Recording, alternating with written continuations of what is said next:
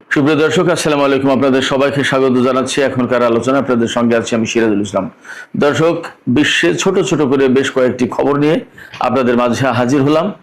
আরব সাগরে মার্কিন একটি সি হক হেলিকপ্টার বিধ্বস্ত হয়েছে, তাতে অন্তত একজন নিহত হয়েছে। এরপরে ইরানের রাজধানী তেহরানে আজ সর্বোচ্চ নেতা শহীদ আয়াতুল্লাহ আলী খামেনির কফিন নিয়ে শোক মিছিল বের হয়েছে। মানুষের ঢলে কার্যত তেহরান শহর অচল। এদিকে শ্রীলঙ্কায় কারাগারে দুই গ্রুপের সংঘর্ষে অন্তত 25 জন নিহত। কেন এই ঘটনা ঘটেছে আলোচনায় সেটা থাকবে। এরপরে গাজায় ইসরায়েলি হামলায় 3 জন নিহত। লেবাননের হিজবুল্লাহ অভিযোগ করেছে যুদ্ধবিরতি সত্ত্বেও ইসরায়েল হামলা অব্যাহত রেখেছে এবং এ ব্যাপারে লেবাননের সরকারি কর্মকর্তারা কোনো কথা বলছে না। সুপ্রিয় দর্শক, এই বিষয়গুলো নিয়েই এখন আমি ছোট ছোট করে বিশ্লেষণ করব। আশা করি অল্প পরিসরে বেশ কয়েকটি খবর জানবেন। আশা করি ভালো লাগবে এবং শেষ পর্যন্ত আপনারা সঙ্গেই থাকবেন। আর ভিডিও যদি ভালো লাগে তাহলে লাইক কমেন্ট শেয়ার করবেন এবং চ্যানেলটি সাবস্ক্রাইব করে সাথেই থাকবেন। দর্শক, চলুন মূল আলোচনা চলে যাই। সর্বপ্রথমে যে আলোচনা সেটি হচ্ছে আরব সাগরে মার্কিন জর্জ ডব্লিউ বুশ বিমানবাহী রণতরী থেকে একটি হেলিকপ্টার উড্ডয়ন করেছিল। হয়তো গোয়েন্দা ব্যক্তি অথবা নিয়মিত টহল যাই ছিল, সেই টহল অভিযান থেকে সম্ভবত ফিরে আসার সময় হেলিকপ্টারটি ওই বিমানবাহী রণতরীতে অবতরণ করতে যায়। এই সময় হেলিকপ্টারটি সাগরের বুকে বিধ্বস্ত হয়।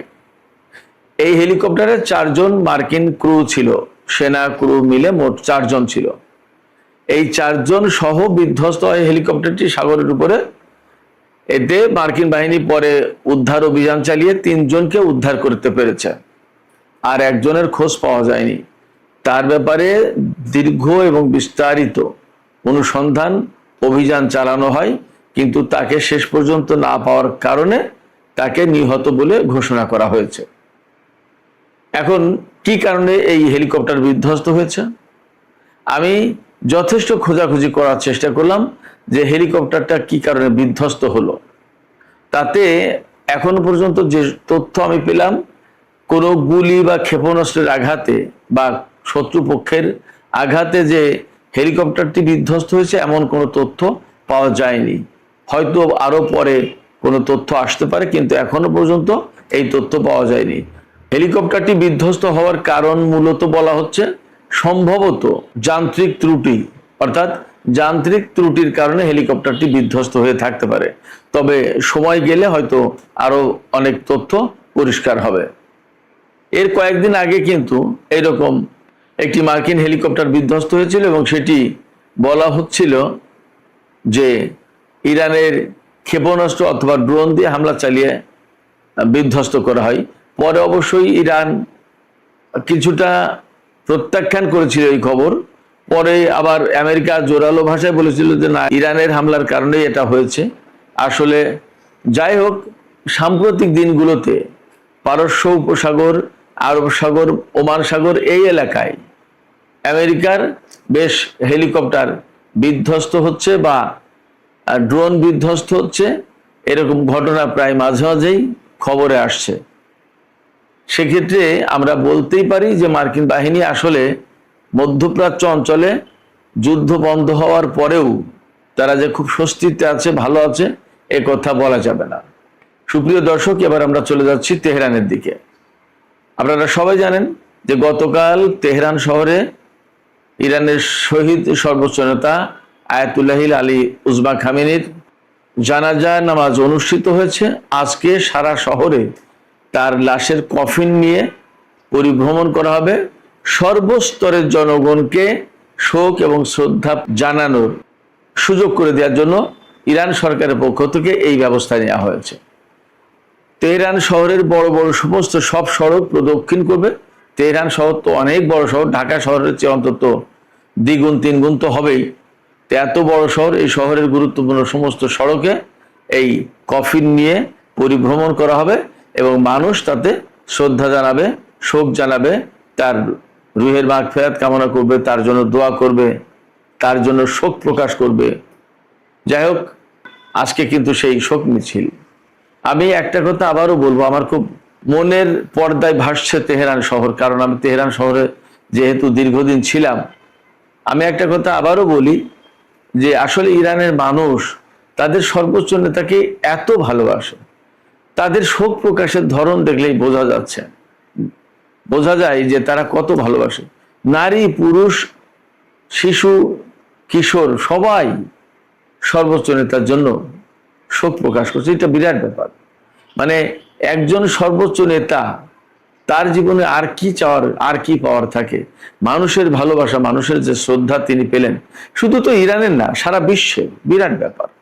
একেবারে মানে আমার কাছে মনে হচ্ছে যে সর্বোচ্চ নেতা যদি স্বাভাবিক মৃত্যুটা হতো, তাহলে যে পরিমাণে মানুষ তার শোক, নামাজে জানাজা, শোক মিছিল এই সমস্ত জায়গায় উপস্থিত হতো, তার চেয়ে অনেক বেশি মানুষ উপস্থিত হলো এখন এই শহীদ সর্বোচ্চ নেতার নামাজে জানাজায়, তার প্রতি সম্মান জানানোর অনুষ্ঠানে, তাকে ঘিরে আয়োজিত আজকের এই শোক মিছিলে, সব জায়গায়।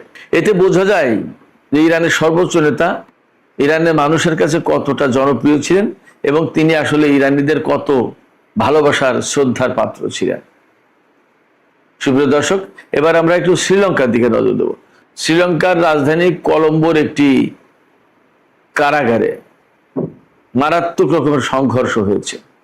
সংঘর্ষটা হয়েছে বন্দি দুই গ্রুপের মধ্যে। এই সংঘর্ষের কারণে সর্বশেষ আমি যখন এই ভিডিওটা করছি তার আগ মুহূর্তে আমি সর্বশেষ খবর নিলাম, তাতে 25 জন নিহত এবং বহু মানুষ আহত হয়েছে। নিহতদের মধ্যে সব যে কারাবন্দী তা কিন্তু না, নিহতদের মধ্যে বেশ কয়েকজন কারারক্ষীও আছে। তার মানে ভয়াবহ রকমের কারা সংঘর্ষ হয়েছে, কারা বিদ্রোহের ঘটনা ঘটেছে মনে হচ্ছে। বা দুই পরস্পর প্রতিদ্বন্দ্বী দুই গ্রুপের ভেতরে যদি সংঘর্ষ হয়, তাহলে কারাগারের ভেতরে কারা সেই প্রতিদ্বন্দ্বী? রাজনৈতিক প্রতিদ্বন্দ্বী নাকি কোনো সন্ত্রাসী গ্রুপ ছিল তারা কোনো প্রতিদ্বন্দ্বী? আসলে ব্যাপারটা কি পরিষ্কার না, একটু সময় লাগবে। এখনো আন্তর্জাতিক গণমাধ্যমে আমি একদম ক্লিয়ার তথ্য পাইনি যে কি কারণে এই সংঘর্ষ হলো। তবে সংঘর্ষটি বড় এবং মর্মান্তিক, বেদনাদায়ক, কথা মোটামুটি ভাবে বলা যায়। এদিকে ফিলিস্তিনের গাজা উপত্যকায় কিন্তু যুদ্ধবিরতি কার্যকর রয়েছে এবং সেখানে যুদ্ধবিরতি কার্যকর করে অনেক পরিকল্পনা বাস্তবায়ন করা হবে এরকম চুক্তি কিন্তু হয়েছিল এবং বোর্ড অফ পিস গঠন করেছিল। তার চেয়ারম্যান হলো ডোনাল্ড ট্রাম্প। অথচ সেই গাজায় প্রতিদিন ইসরায়েল হামলা চালায়। গাজায় তো এখন আসলে হামলা চালানোর কোনো আর জায়গা নেই। এখন যে বস্তির মতো করে পলিথিন দিয়ে কোনো রকম তাঁবু টাঙিয়ে ফিলিস্তিনিরা থাকে, তার উপরে বিমান হামলা চালায়। তো এই যে পরিস্থিতি, এই রকম পরিস্থিতির ভিতরেও আমরা দেখতে পাচ্ছি যে ইসরায়েল প্রতিদিন গাজায় হামলা চালায় এবং ফিলিস্তিনিরা বেঘরে মরছে। এ নিয়ে আসলে ইসরায়েলের ভেতরে তো কোনো অনুশোচনা থাকার কোনো কারণ নেই। তাদের ভিতরে কোনো মানবতা বোধ আছে কিনা সেটাই তো একটা প্রশ্ন। এই প্রশ্ন কিন্তু সব জায়গা থেকে ওঠে এখন। তারপরে বিশ্ববাসী, সারা বিশ্ব চুপচাপ দেখছে গাজা চোখের সামনে শেষ হয়ে গেছে। যে কয়জন মানুষ অবশিষ্ট আছে তাদেরকেও শেষ করে ফেলা হচ্ছে। তাদের নেই খাবার, নেই পানি, নেই শোয়ার ব্যবস্থা, নেই ঘুমানোর ব্যবস্থা, নেই চিকিৎসার ব্যবস্থা, হাসপাতাল নেই, কোনো কিছু আর অবশিষ্ট নেই। শিক্ষা প্রতিষ্ঠান, একটা এত বড় খারাপ জঘন্য অবস্থা এই জনপদের, গাজা নামক এই জনপদের, সে কথা বলে শেষ করা যাবে না। অথচ তাদের উপর যারা হামলা চালাচ্ছে তারা সবাই কিন্তু সভ্য সমাজ এবং মানবতার ধ্বজাধারী বলে দাবি করে। অথচ পরিস্থিতি এই। এদিকে লেবাননে একই কথা। লেবাননের সাথে ইসরায়েলের একেবারে সরাসরি যুদ্ধবিরতি চুক্তি হয়েছে। সেই যুদ্ধবিরতি চুক্তির পর লেবাননে ইসরায়েলের আর হামলা চালানোর কথা না, কিন্তু সেই হামলা ঠিকই তারা চালিয়ে যাচ্ছে এবং হিজবুল্লাহ অভিযোগ করেছে যে চুক্তির পরেও তারা হামলা অব্যাহত রেখেছে, কোনো সময় বিরাম দিচ্ছে না। এবং এই যে চুক্তি লঙ্ঘন করে ইসরায়েল বারবার হামলা চালাচ্ছে, এই ব্যাপারে লেবানন সরকারের পক্ষ থেকে কোনো বক্তব্য নেই, কোনো বাদ প্রতিবাদ কিচ্ছু করা নেই। আশ্চর্য একটা ব্যাপার। আমি খুব অবাক হই যে লেবানন একটা স্বাধীন সার্বভৌম দেশ, সেই দেশের প্রেসিডেন্ট এবং প্রধানমন্ত্রী কি করে ইসরায়েলি বাহিনীর বিরুদ্ধে কোনো কথা বলেন এবং তাদের বিরুদ্ধে কেন সেনাবাহিনী নামায় না? হিজবুল্লাহ তো আছেই, হিজবুল্লাহ চেয়ে কি সেনাবাহিনী দুর্বল? লেবাননের? হোক দুর্বল, তারপরেও একটা দেশের উপর হামলা চালালে তার তো প্রতিরোধ করতে হবে। এটা কেমন কথা যে হিজবুল্লাহ শুধু যুদ্ধ করবে আর লেবাননের কোনো সামরিক বাহিনী কোনো কেউ কিছু বলবে না, যুদ্ধ করবে না? প্রেসিডেন্ট বরং ইসরায়েলের পক্ষেই তো কথা বলছে। এভাবে চললে কিভাবে লেবাননের স্বাধীনতা সার্বভৌমত্ব থাকবে? সুপ্রিয় দর্শক, এখনকার আলোচনা এখানেই শেষ করতে চাই। যাবার আগে আমি আপনাদের কাছে জানতে চাই যে এই যে লেবাননে যে ইসরায়েল একের পর এক হামলা চালাচ্ছে যুদ্ধবিরতি সত্ত্বেও, তাহলে ওই দেশের সরকার কি করে? কেন ওই দেশের সরকার ইসরায়েলের বিরুদ্ধে কোনো বাদ প্রতিবাদ বা প্রতিরোধ করতে পারে না? আপনাদের কি মনে হয়? আপনাদের বিশ্লেষণ বা মতামত কমেন্টে জানাতে পারেন। আর ভিডিও ভালো লাগলে লাইক, কমেন্ট, শেয়ার করবেন এবং চ্যানেলটি সাবস্ক্রাইব করে সাথেই থাকবেন। দর্শক, এখনকার মতো আলোচনা এখানেই শেষ করতে চাইছি। আপনারা সবাই অনেক অনেক ভালো থাকুন। আল্লাহ হাফেজ।